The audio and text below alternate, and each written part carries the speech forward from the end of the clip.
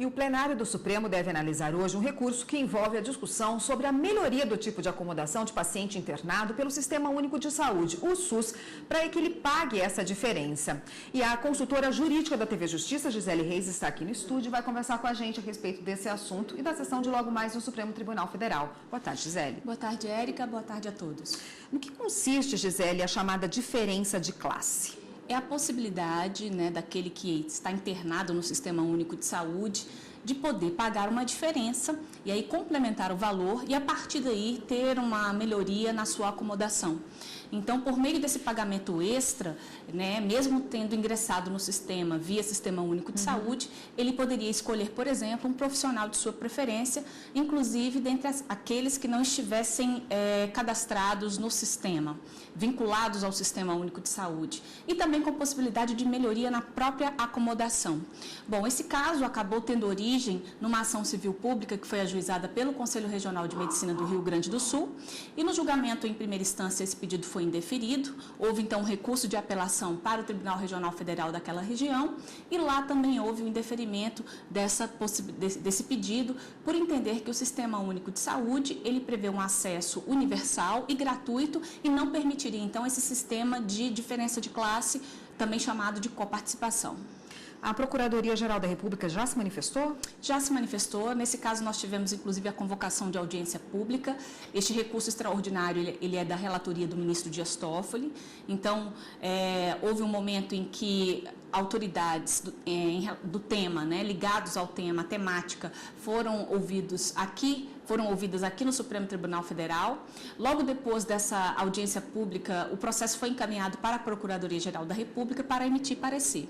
Então, o parecer que já está nos autos da PGR é no sentido de que o recurso seja negado provimento, ou seja, entende que as decisões que já foram proferidas anteriormente, elas devem permanecer no sentido de não admitir essa possibilidade de tratamento diferenciado para as pessoas que têm condições de custear um tratamento, pagar uma diferença do valor e com isso ter um tratamento diferenciado em relação aos demais que também têm acesso ao Sistema Único de Saúde. E quais são os principais argumentos contrários a essa diferenciação?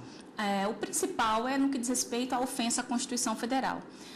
De acordo com o Estado, com o Conselho de Municípios e outras entidades que foram ouvidas, inclusive na audiência pública, eles entendem que o Sistema Único de Saúde, quando ele foi pensado exatamente para não ter segregação social, para acabar com essa segregação social e permitir um acesso igualitário e universal para todos aqueles que que necessitassem do serviço de saúde.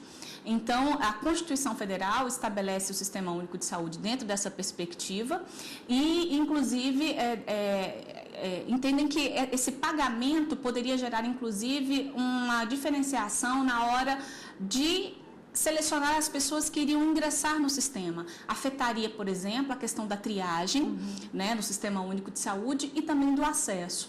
Então, para aqueles que são contra o Estado, o município de Canelas, que esse caso, na verdade, teve origem em uma discussão no município de Canelas, entendem que essa possibilidade de diferenciação é, na verdade, uma discriminação e fere a Constituição Federal, não só no que diz respeito ao acesso à saúde, porque todos têm direito à saúde e é dever do Estado promover, mas também no que diz respeito ao tratamento igualitário. O Sistema Único seria proporcionado de maneira diferenciada, seria ofertado de maneira diferenciada, e isso acabaria, inclusive, num desvirtuamento do sistema. Tá ótimo, Gisele, obrigada por enquanto. No próximo bloco a gente volta para falar dos demais assuntos presentes na sessão de hoje do Supremo. Um minutinho, por favor. Aqui no estúdio nós voltamos a falar com a consultora jurídica da TV Justiça, Gisele Reis, que fala hoje sobre a pauta do Supremo Tribunal Federal, a sessão de logo mais. Gisele, mais uma vez o recurso sobre o cumprimento da pena, Do que ele trata? Bom, este é um recurso extraordinário com repercussão geral reconhecida.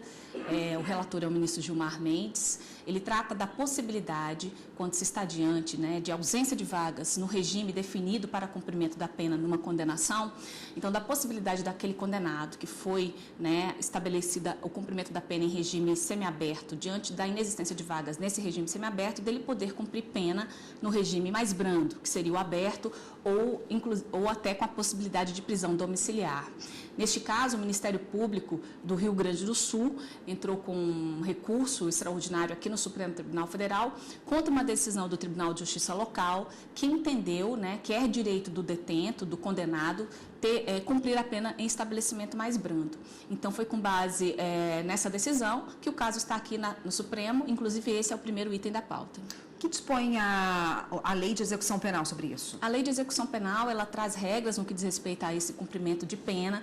No que diz respeito ao regime semiaberto, a lei prevê no artigo 91 e seguintes que o regime semiaberto ele deve ser cumprido em colônia agrícola, industrial ou similar. E no que diz respeito ao regime aberto, em casa do albergado. Então, a grande discussão aqui é saber se, quando o sistema penitenciário, na realidade, naquele local em que a pessoa deve cumprir a pena, não dispuser de vagas para esses condenados, se nasce a partir daí o direito subjetivo do condenado de cumprir a pena em um regime mais brando. Houve também audiência pública que foi convocada pelo ministro Gilmar Mendes em relação a essa temática. Então, na pauta de hoje, esse recurso extraordinário está previsto para ser julgado e os ministros certamente levarão em consideração todos os argumentos que foram colocados no que diz respeito à realidade do sistema penitenciário brasileiro.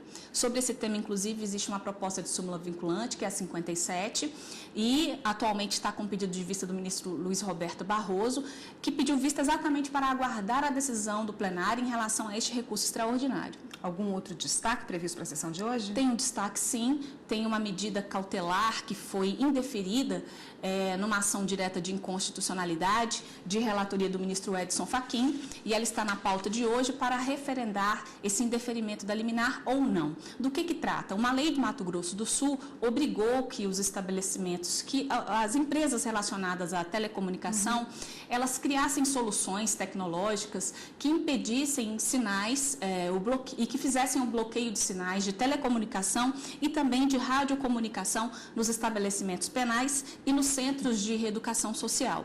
Então, houve o argumento das operadoras de celulares é de que houve ofensa à competência legislativa da União, porque esse tema, por se tratar de telecomunicação, somente a União poderia legislar.